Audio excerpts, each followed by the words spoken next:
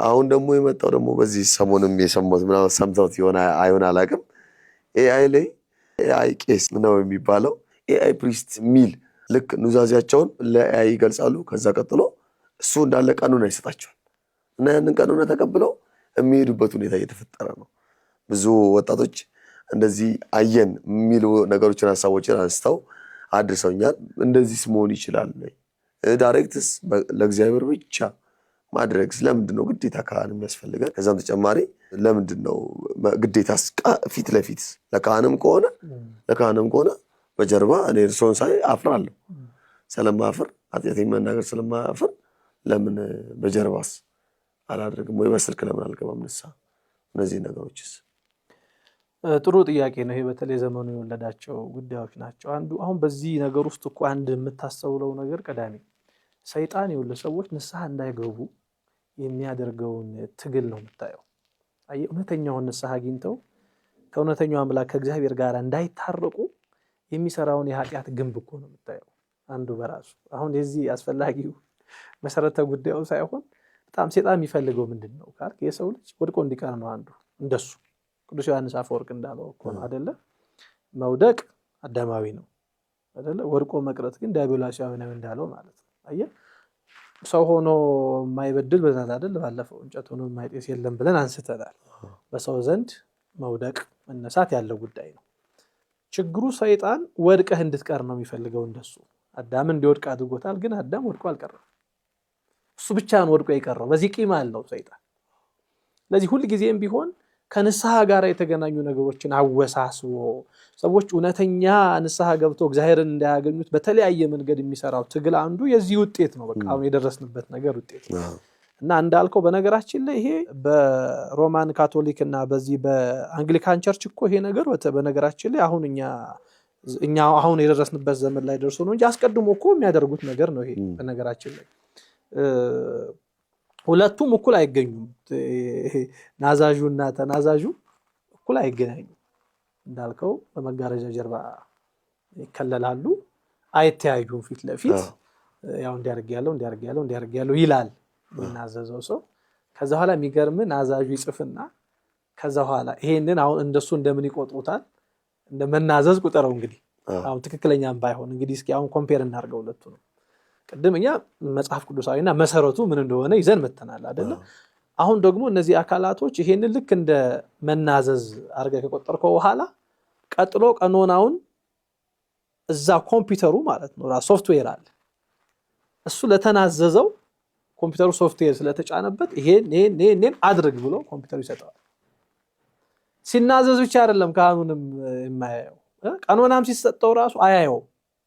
ያ ተናዛዡ ቀኖናውን የሚሰጠው ራሱ ኮምፒውተሩ ነው። በቃ ሶፍትዌር አንዴ ተቀምጦለታል፣ ይዘረግፍለታል። አንዴ የሰጡትን ያንን መዝግቦ ሄዶ ይፈጽማል። አሁን እንግዲህ ይሄ ይኸውልህ ንስሐ የሚመስል ግን እውነተኛ ያልሆነ ንስሐ ነው።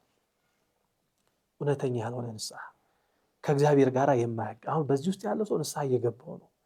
ኃጢአቴንም ደግሞ እየተናዘዝኩ ነው ከእግዚአብሔርም ጋር ታርቅ ያለው ብሎ ያስባል። ግን በተግባር ደግሞ ያልታረቀበት ህይወት ይገጥመዋል። ለምን? እውነተኛ ንስሐ ውስጥ ከሌለ ንስሐችን እንኳን ወደ እውነተኛው አምላክ ስለማያደርሰን ተናዘን ሰላም ማናገኝ ሰዎች አለን። አሁን እኮ እንኳን በዚህ ረገድ አይደለም ትተው እንደው በትክክለኛው ኦርቶዶክሳዊት ቤተክርስቲያን ውስጥ እንኳን ሆኖ አንዳንዱ ሰዎች ንስሐቸውን ቀንሰው ወይ ምንድነው ኃጢአታቸውን ቀንሰው የሚመጡ እኮ ሰዎች አሉ። እንደዚህ አይነት ሰዎች ንስሐ ገብተዋል፣ ግን ንስሐቸው ወደ እውነተኛ ሰላም አይወስዳቸው፣ ወደ እውነተኛው አምላክ አያደርሳቸውም። ሰው ንስሐ ገብቶ ማረፍ ሲገባው፣ ሰው ንስሐ ገብቶ ትክክለኛ ህይወት ሊይዝ ሲገባው አሁንም ወደ ትክክለኛ ያልሆነ መንገድ ውስጥ የሚሄደው የቀረ ንስሐ ስላለው ሙሉ አይደለም ንስሐው። ይሄማ ተው አሁን የምናነሳውን ጉዳይ ተው በጣም እና እውነተኛ ንስሐ ነው ወደ እውነተኛው እግዚአብሔር የሚያደርሰን ሳንደብቅ ሳንጎድል ሳንሸርፍ የሆነውን። ምክንያቱም ቅድም ብለናል ንስሐ እየገባን ያለነው እኮ ካህኑ ፊት በእግዚአብሔር ፊት ነው። እግዚአብሔር ደግሞ እኔ እናንተ ያደረግነው በፊቱ እያንዳንዱን ነገር እንደው ምንድነው የሚለው ለዚህ በጣም ጥሩ ምሳሌ የሚሆነን ዮሐንስ ዘሰዋስው የተባለው ታላቁ አባት የተናገረውን ነገር ነው።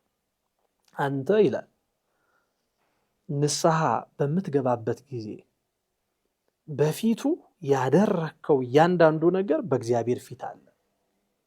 ሁሉ ነገር በእግዚአብሔር ፊት ተጽፏል። ያደረከው ነገር እያንዳንዱ ነገር።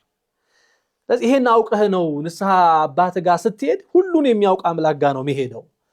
ስለዚህ የሚያውቀውን ለመንገር ነው የሚሄደው። የሚያውቀው ለምንድነው ልትነግረው ሄድከው ካልክ ለሱ ያለን ፍቅር ለመግለጽ እንዲኮ በማድረግ አንተን አሳዝኛለሁ አምላኬ እንዲኮ በማድረግ አንተን አሳዝኛለሁ ብለህ አንደበትን ምን እንድታደርገው ነው ከሳሽ ነው። ወደዚህ ለመምጣት የሚጠቅመን አንዱ ያዳምና ሔዋን ህይወት ነው። እስኪ አሁን ቀዳሚ አንድ ጥያቄ ልጠይቅ። ለምሳሌ አዳም ስተሰራ እና እግዚአብሔር ተገለጠና ምን አለው? አዳም ወዴት አለ አለው። ከዛ ምን መለሰ አዳም? ራቁቴን ስለሆንኩ ፈራሁ አለ። አየህ የመጀመሪያው ኃጢአት ስትሰራ የሚመጣው ምንድነው? መፍራት ነው። ቀጥሎ እግዚአብሔር የጠየቀው ጥያቄ ምንድነው? አትብላ ካልኩ ለምን በላህ አለው አይደለ? አሁን እግዚአብሔር እያደረገ ያለውን ነገር ዝም ብለን እናጤ መብላቱን አውቋል አይደል? መብላቱን አውቋል። አሁን እኛም ልክ ኃጢአት መስራታችንን ያውቃል። ከኛ ጋር መብላቱን አውቋል። እና ለምን አለው? አየህ ስላወቀ ነው ለምን ያለው። አዳም እንዲያስረዳው አልፈልግም። እግዚአብሔር እንትኑ ቃሉ እንደውም ቃል በቃል እኮ ትብላ ካልኩ በላህን ነው አይደል የሚለው ጥያቄ አውቀው እኮ ይሄ የሚነግረን ምንድነው? መብላቱን አውቋል። አዳምን ይሄን ሁላ ጥያቄ እየጠየቀ ያለው ለምንድን ነው? አዳም እንዲናዘዝ እኮ ነው። እንዲናዘዝ ነው እኮ። አዳምም እኮ ይኸውልህ አሁን እዚህ ጋር ነው የምንመጣው። እውነተኛ ንስሐ እውነተኛ ያልሆነ ንስሐ በአዳም ውስጥ ማግኘት እንችላለን። እንዲናዘዝ እየጋበዘው ነው እግዚአብሔር። ከጋበዘው በኋላ አዳም ምን አደረገ? ይሄን ግብዣ ተቀብሎ እውነተኛውን ኑዛዜ ማቅረብ ሲገባ ምን አለ? ወደ ክስ ሄደ። አየህ አንተ የሰጠኸኝ አሁን ዝም ብለን እንመልከት። አንተ እሷን ባሰጠኝ ኖሮ እኔ ምን አልበላም ነበር እያለ አልበላም። አየህ አሁን ወደ እውነተኛው ንስሐ አዳም ሊገባ አልቻለም። ልክ ሲሰጠው ያኔ አጥንቴ ከአጥንቴ ስጋዋ ከስጋዬ ብሎ እንዳመሰገነው ልክ ሲበላ አሁን ባሰጠኝ ኖሮ የሚል ወደ ክሱስ መጣ። ቀጠለ። ከዛ በኋላ እውነተኛ መናዘዝ አይደለም የያዘው አዳም። መጸጸት ውስጥ አታገኝበትም። ምክንያት ማቅረብነትን ነው። ስለዚህ እግዚአብሔር ይሄን አየና 5500 ዘመን የሚባል የቀኖና ዘመን ሰጠው ለአዳም። ተናዞ ብቻ በቃ ና ተመለስ አላለው። ያውቃል የሰራውን ኃጢአት። ቀኖና የሚያስፈልገው ለዚያ ነው። ግን ተናዞ እውነተኛው ንዛዜ ተናዞ ቢሆን ኖሮ ሊመልሰው ይችል ነበራ። እሱና የእግዚአብሔር እኮ ፍላጎት እሱ ነው። ሰዎች ሁሉ ጊዜ እግዚአብሔር ፊት ስንቀርብ ከልባችን አዝነን ተጸጽተን እንድንቀርብ እግዚአብሔር ይፈልጋል። አሁን እግዚአብሔር እኛን ሁሉ ጊዜም ይቅር ማለት አልሰለቸውም። አሁን የሰለቸን እኛ ነን። ሁሉ ጊዜ ንጹህ የሆነውን ይቅርታ ንጹህ የሆነውን ንስሐ በእግዚአብሔር ፊት ይዞ መቅረብ የተቸገርነው እኛ። አዳም ከመጸጸቱ ይልቅ ሕግን አፈረስኩኝ ካንተም ተላለፍኩኝ ያጎደልክብኝ አንዳች ነገር ሳይኖር ብሎ ማልቀስ መጸጸት ሲገባው እንደ ማምለጫ አደረገው። የእግዚአብሔርን ጥያቄ ሔዋንን ምክንያት አደረገና ማምለጫ ሆኖ አየህ። ይሄን ደግሞ ምን ማወቅ እንችላለን? አዳም ተጸጸተ። የመጀመሪያ ዕድሉ ትክክል እንዳልሆነ ገባው እኮ። ይሄ ነግረናል እኮ ራሱ ታሪኩ። ከኤደን ገነት ከወጣ በኋላ አዳም ያደረገው ምንድነው? ጸጸት ነው። አየህ ላደርገው አይገባኝም ማለት። ከዚያስ መውደቅ፣ መነሳታር፣ መጾም፣ መጸለይ፣ መስገድ ሆነ እኮ ህይወቱ እኮ አዳም። ለዚህ እኮ ነው እግዚአብሔር ታዲያ ተመልሶ ወደሱ የመጣው። ከልጅ ልጅ ተወልጄ አድንሃለሁ የሚለውን እኮ የተስፋ ቃል እኮ የሰጠው አዳም በቀኖና ስላገኘው ነው። በመጸጸት ስላገኘው ነው አዳምን። አየህ ስለዚህ አሁን እውነተኛ ንስሐ የምንለውን ነገር ሰዎች ልክ እንደ አዳም እሷ ነች እሱ ነው ይሄ በመሆኑ ነው ብለን ምክንያት ስናቀርብ ነው አየህ እግዚአብሔር ወደኛ የሚመጣበት ጊዜ ይርቃል። አሁን እግዚአብሔር ሁሉ ጊዜ ከኛ ጋር ነው አይደል? እኛ ነን ከማን ጋር መሆን ያልቻለው? ከእግዚአብሔር ጋር እኮ መሆን ያልቻለው እኛ ነን። እግዚአብሔር ሁሉ ጊዜ ከኛ ጋር እኮ ነው። እኛ ነን መሆን ያልቻልነው።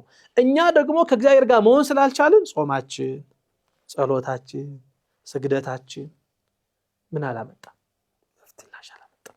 አይው እኛ ከእግዚአብሔር ጋር መሆን ስንችል እግዚአብሔር ከኛ ጋር ይሆናል። በምላሽ በመጠየቀው አዳም ለጥያቄው ምን አገኘ? አሁን መልስ አገኘ። እውነተኛ ንስሐ ላይ ሲደርስ ነው የእግዚአብሔርን ምላሽ ያገኘው አዳም። እሺ በሌላ መንገድ እንዲያው እግዚአብሔር ቃየልን ብሎ ነው የጠየቀው። ወንድምህ ወዴት አለ? አዎ ወንድምህ ወዴት አለ ያለው እኮ እንደገደለው አውቋል እግዚአብሔር። ምን እንዲያደርግ ነው? እንዲናዘዝ እኮ ነበር። አየህ ለካ እግዚአብሔር ያየኛል ያደረኩትን ነገር ብሎ ተጸጽቶ እንዲናገር ነበር። ያን ቃየል ባለማድረጉ ምክንያት ምን ሆነ? ተቅበዝባዥ ሆነ። አየህ ተመልከት፣ ይወድ ይጋብዛል። እግዚአብሔር የሚጋብዝ ፍቅሩን ገብቶ አምላክነቱን አይተ ቸርነቱ ገብቶ ምን እንድታረግ እውነተኛ የሆነ መናዘዝ ውስጥ እንድትገባ ነው። አሁን ይሄ ቅድም ያነሳነው ነገር አየህ ከእግዚአብሔር ሐሳብና ፍላጎት አንፃር ሲታይ እዚህ ግባ የሚባል የንስሐ መንገድ አይደለም።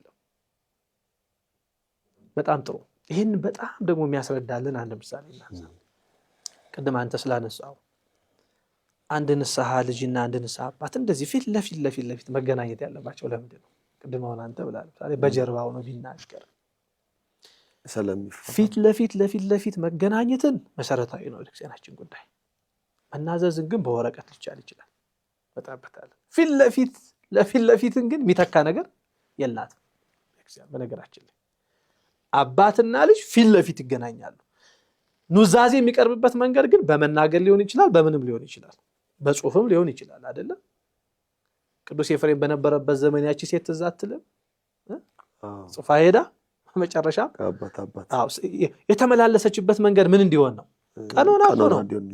ጽፋ ሄዳ እንዲሁ ዝም ብላ ቀኖና አለ ይወል እንዲሁ ዝም ብሎ አይሆንም ማለት በጽሁፍም ቢሆን በጽሁፍም ቢሆን ተመላለሰች። ከዛ ግን ሞቶ ታገኘዋለሽ። ምን አድርጊው?